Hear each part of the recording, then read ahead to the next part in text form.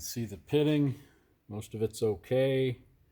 If you come over here, you'll see some black spots down there a little further again. So the first thing I do with this, because there could have been some surface rust under the paint, and I mean, we ground a lot of it off. So what I did is I put some strips of shop towel on there with white vinegar.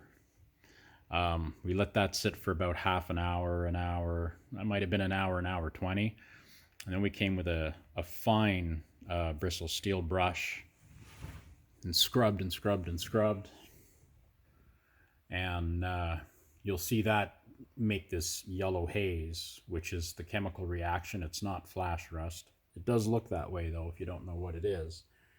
And then we came across with a baking soda solution, which is just baking soda and water. And we scrub that in with the same brush, and what that does is it neutralizes, because you want it to get in there and neutralize the acid, because you want to stop it. And then with the baking soda, it kind of puts a coating, and that should protect it. Now we went ahead and took a little bit of soap and washed it, and then rinsed the hell out of it because we wanted to get all that baking soda out. So by the time you do this, most things are good. But when you have this, see that black? That's kind of right in the metal, and it's black because it should technically be neutralized.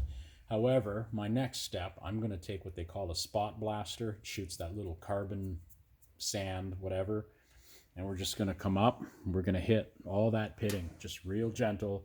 You could use a sand blaster, but you don't want to be throwing sand all over the truck. So I'll probably paper off the cab here and around and across the bottom, and I'm going to tape off just what's there. We'll spot blast that, get it out really well. There's a little pinhole at the one end over there where someone did some welding and they missed a spot. Wonder if I can show you that.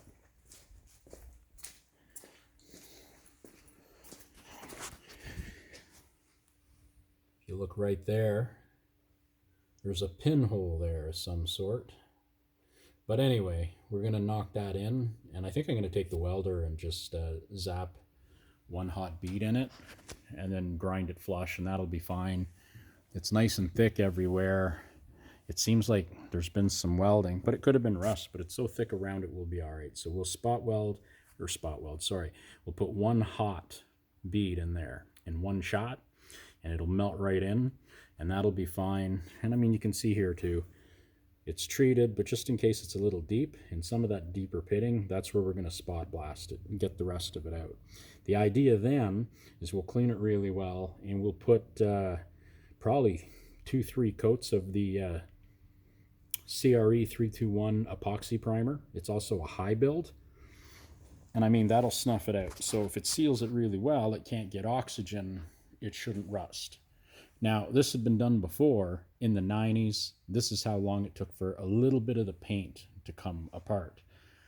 So by doing it now with way better primers than they would have had back then, we should be able to starve it enough that, be another 20, 30, who knows how many years before that rots out again.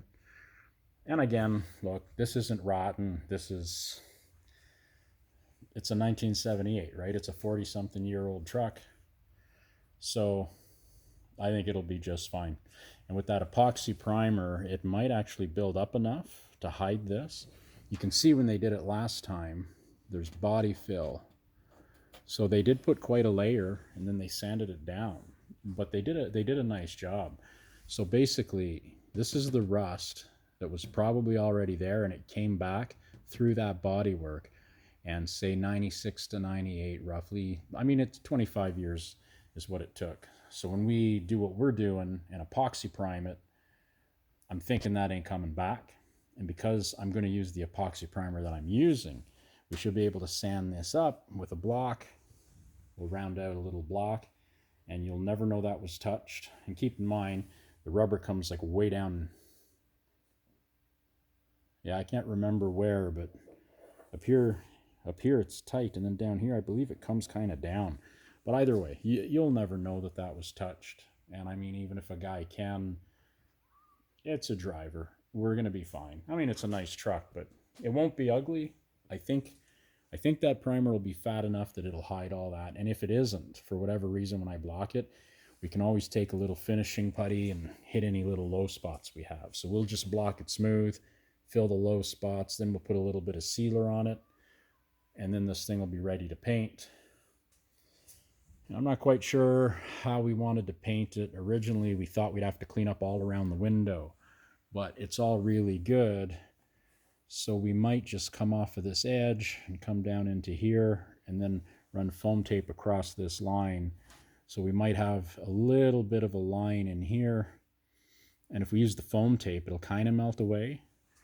But then you could probably just concentrate on this little area and buff it out. And down on this line, you'll never even see it. So I think that's the thing to do. I mean, you can also wet sand it right in and then buff everything everywhere. You got to be careful with that. Some of these trucks were done with enamels and different things. They're a little bumpy. This one is pretty nice. Like I noticed the passenger side, it's a lot smoother than the driver's side. Like paint has texture in it, no matter what you do, right? Unless you cut and buff everything. This wasn't cut and buffed. It held up well. It still looks great. We're going to leave it alone. I don't know if you can see any orange peel in it. I wouldn't call it orange peel, but there's definitely a little bit of texture in it. What you're looking at there's a lot of dust on it from when I ground around the window. That's just all the Bondo dust. It's like static. It just stays on. So